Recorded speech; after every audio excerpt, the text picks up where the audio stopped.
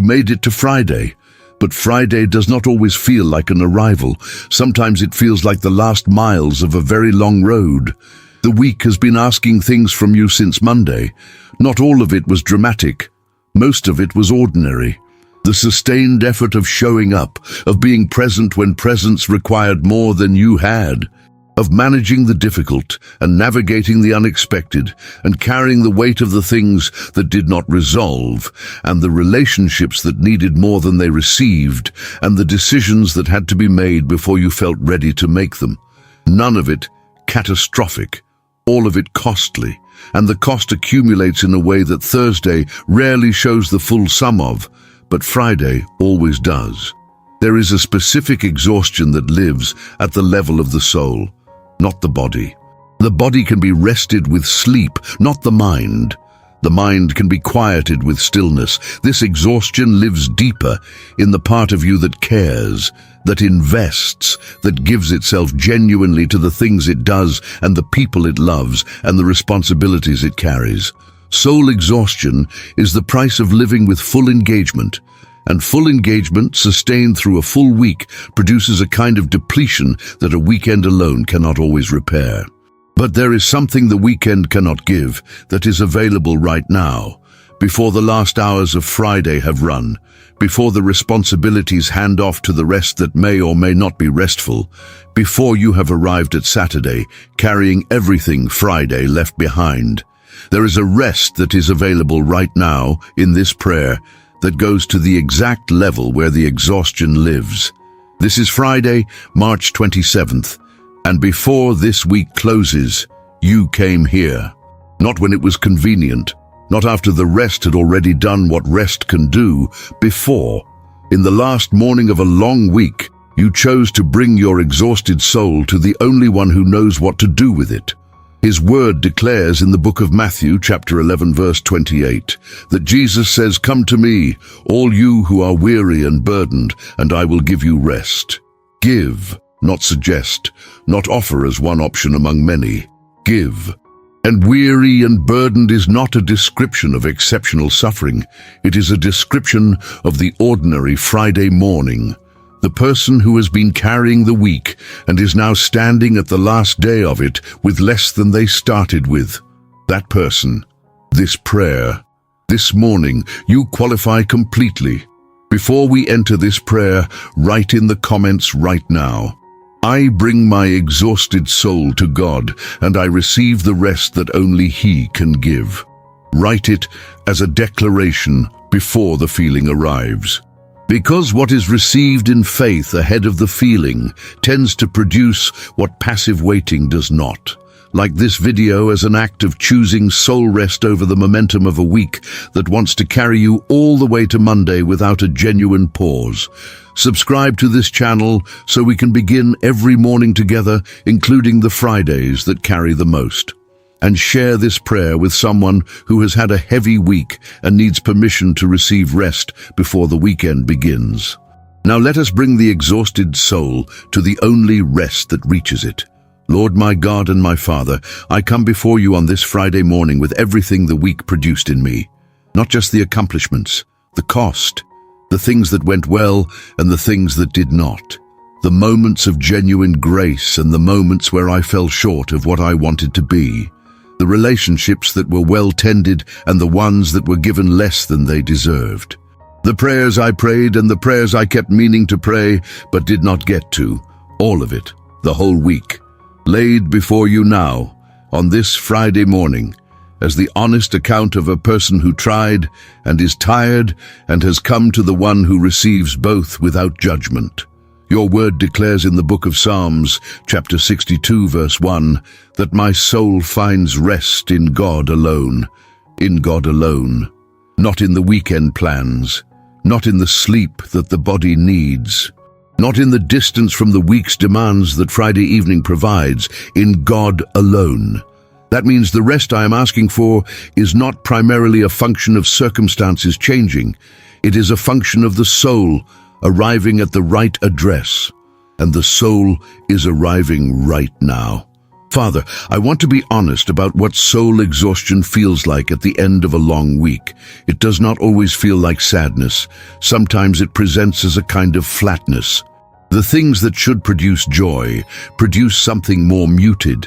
The things that should feel significant feel slightly less so than the investment they required. The kindness that was given freely earlier in the week becomes something that requires more effort to extend.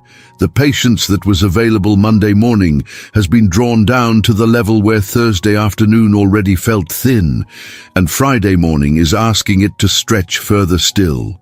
And the particular cruelty of soul exhaustion is that it tends to diminish exactly the qualities the people around you most depend on. The person who is soul exhausted is less patient with the people who most need patience, less generous with the people who most need generosity, less present with the people who most need presence. The exhaustion does not attack the surface. It quietly depletes the reserves that everything else draws from. Maybe that is exactly where you are this Friday morning.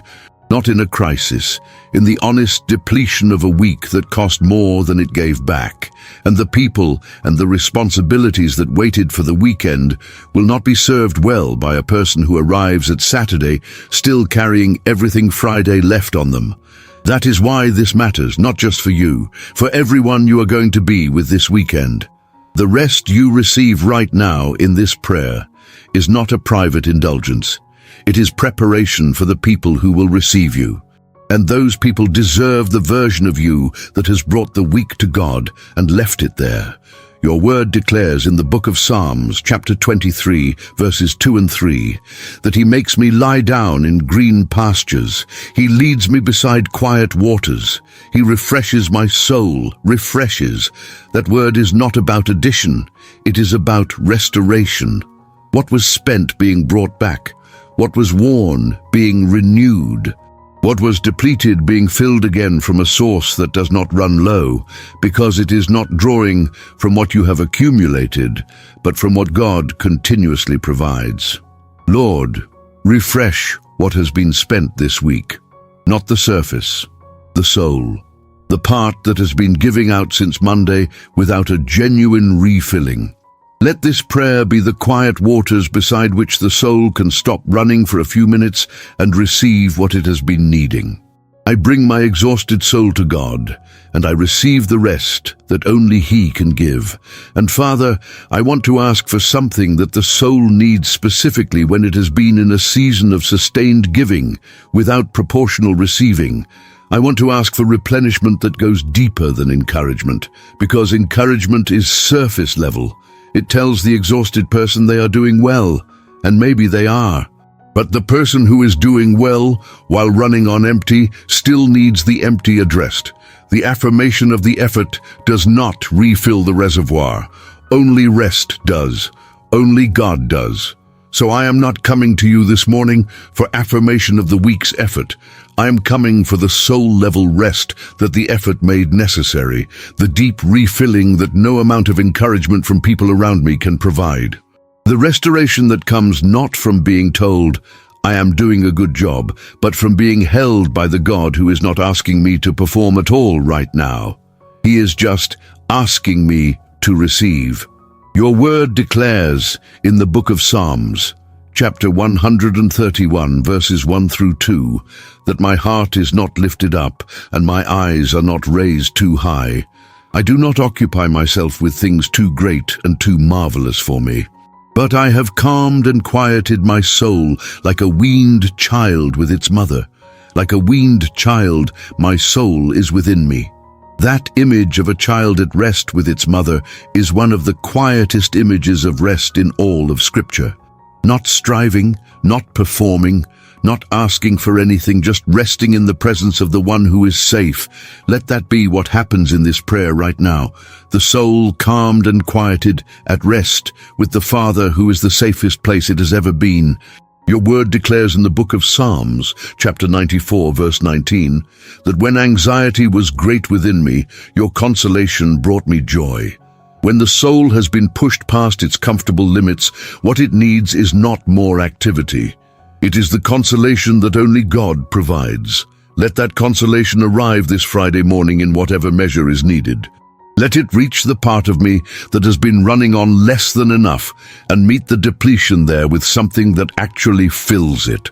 Lord, I want to bring something into this prayer that Friday mornings specifically carry that other mornings do not. Friday mornings carry the unfinished business of the week, the things that were on Monday's list and are still undone, the conversation that got postponed every day and is now being carried into the weekend where it does not belong, the decision that was deferred twice and is now pressing with the weight of everything that rode on it while waiting, the email that should have been sent on Tuesday and now has the accumulated emotional charge of 4 days of delay. Friday mornings carry all of it at once, and the weight of the unfinished combined with the exhaustion of the finished produces a particular kind of heavy that is uniquely Friday. And then the weekend arrives, carrying its own demands. The things the family needed that the week did not make space for. The household maintenance that was set aside for 5 days and now waits in a pile. The social obligations. The children's schedules. The parents who need attention. The friend who has been waiting for a call. The list of personal things that never stopped accumulating while the list of professional things dominated the week. Saturday does not always feel like rest. It sometimes feels like a different kind of work, done in a different setting, without the structure that makes the weekday work manageable. There is a moment in the book of Mark chapter 6 where Jesus and his disciples have been in a season of intense activity, teaching, healing, sending out the 12. The pace has been relentless, people coming and going, no time to eat. And Jesus looks at his disciples and says, "Come away with me by yourselves to a quiet place and get some rest." Come away with me. Not stay and manage the exhaustion better, not push through to the next season and rest on the other side of it. Come away now into a quiet place with me. That is the invitation of this Friday morning prayer. Not come away from your responsibilities permanently. Come away for this hour into this quiet with Jesus. Let the unfinished stay unfinished for a few minutes. Let the week's wait stay outside the door of this prayer. Let what is pending remain pending while you receive what is available only in this quiet place that the week's momentum does not reach. Your word declares in the book of Isaiah chapter 40 verses 30 and 31 that even youths grow tired and weary, and young men stumble and fall. But those who hope in the Lord will renew their strength. They will soar on wings like eagles. They will run and not grow weary. They will walk and not be faint. Renew their strength. Not sustain the current level, renew. Bring back what was there before the week spent it. That renewal is available right now, in this hope, in this turning toward the Lord on a Friday morning before the weekend has added its demands.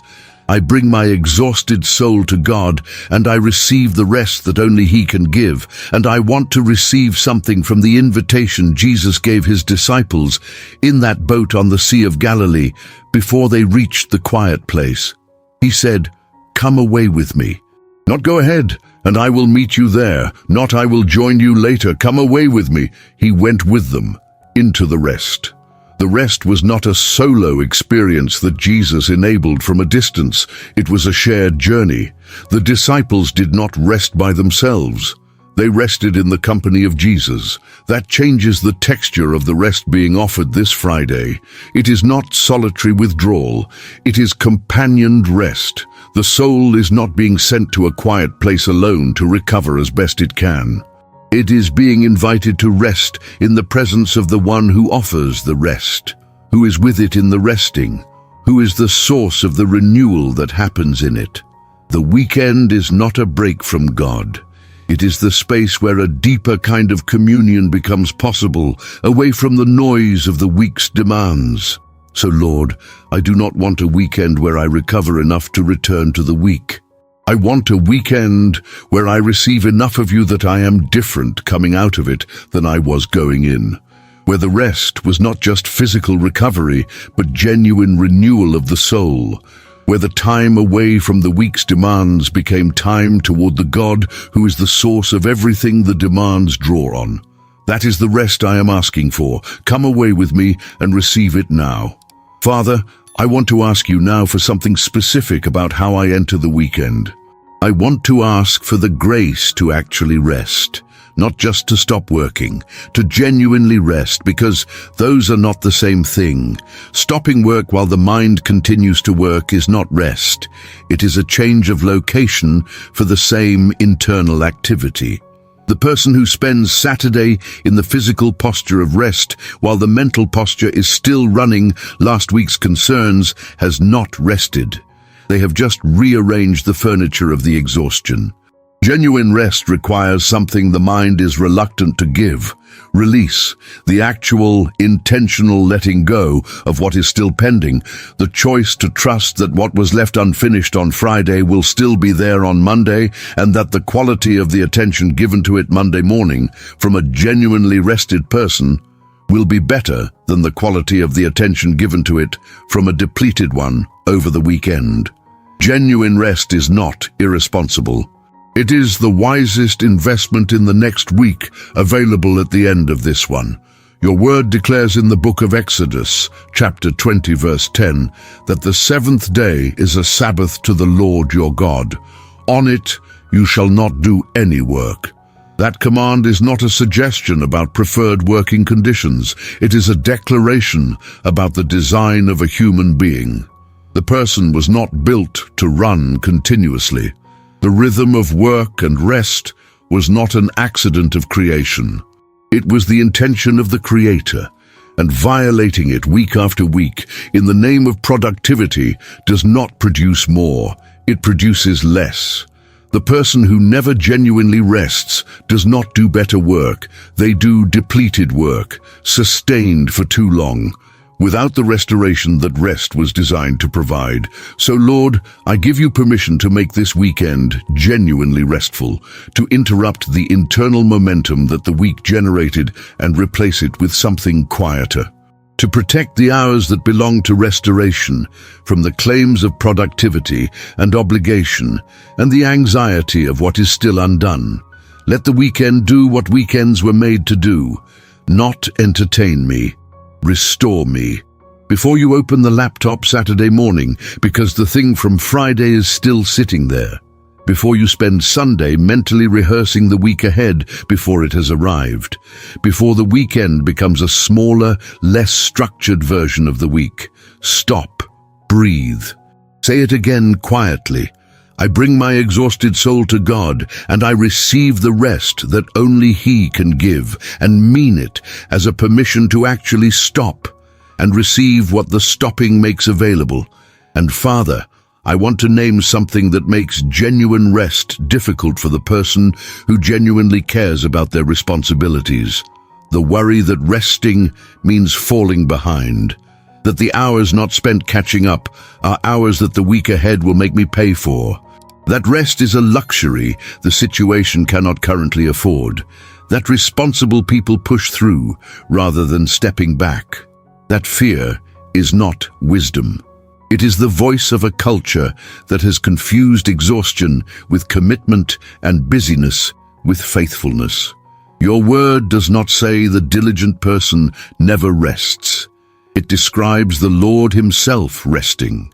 It commands rest as a practice of trust, because the person who does not rest is implicitly saying that the world requires their continuous maintenance, that things will fall apart without their sustained vigilance, and that assumption places a weight on a human soul that was not designed to carry it.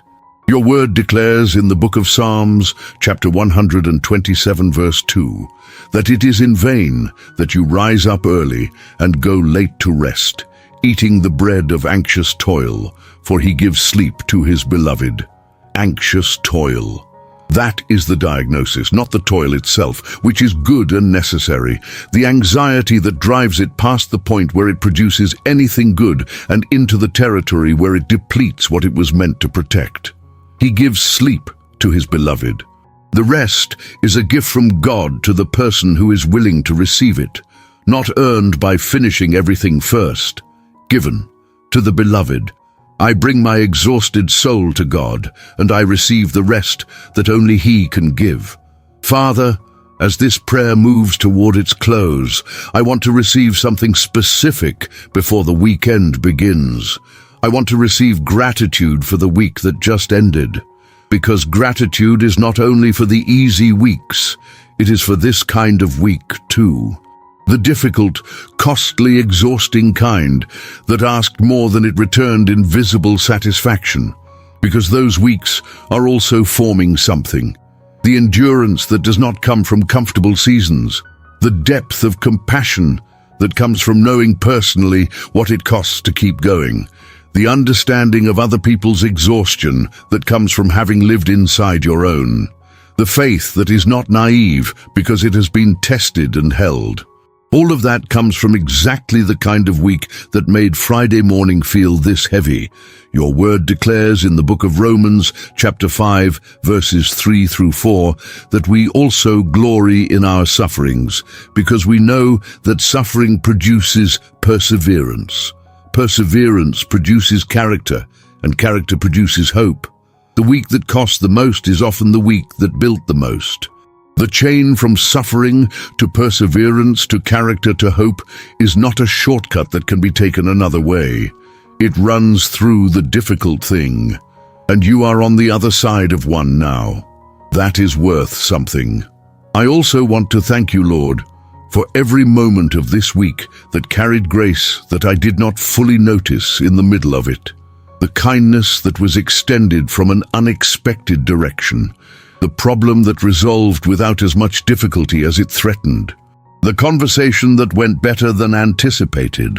The moment in the middle of a hard day where something quiet settled the interior in a way that I registered but did not have time to acknowledge. All of those moments were yours, all of them grace, and I receive them now with the gratitude that the pace of the week did not allow me to offer in real time. And I look toward the weekend not with dread of what it will ask, but with expectation of what God will do in it. The genuine rest that is available if I receive it, the restoration that comes from genuine stopping, the quiet that reveals things the noise of the week drowned out, the connection with the people I love that gets crowded out by obligation but becomes possible when the obligation takes a day off. I bring my exhausted soul to God, and I receive the rest that only He can give. That is my declaration for this Friday and for the weekend ahead. The exhausted soul has arrived at the right address. It has been received, not judged, not told to try harder next week, received. And in the receiving, something has begun that no amount of sleep alone produces. The soul-level rest that comes only from bringing the whole of the week, the cost and the grace of it, to the one who holds both and transforms both into something worth carrying forward. To everyone who prayed with me this morning, go back to the comments and write it one final time. I bring my exhausted soul to God, and I receive the rest that only He can give. Carry that into the weekend. Return to it on Saturday when the to-do list tries to colonize what was meant for restoration. Subscribe to this channel and come back Monday morning. We will start the new week together from a place of genuine rest rather than accumulated exhaustion. Share this prayer with someone who has had a hard week. Not the person who has it together, the one who made it to Friday and is not sure how. They need this. May the Lord restore your soul this weekend in ways that the week could not. May genuine rest find you, not just the absence of work, but the presence of the deep quiet that only God provides. May you arrive at Monday morning carrying something you did not have on Friday, the evidence of a weekend that was genuinely received rather than just survived. And may every exhausted soul that prayed with me this morning leave this prayer a little lighter than it arrived, because it brought what was heavy to the one who knows exactly what to do with it. In Jesus' name, amen.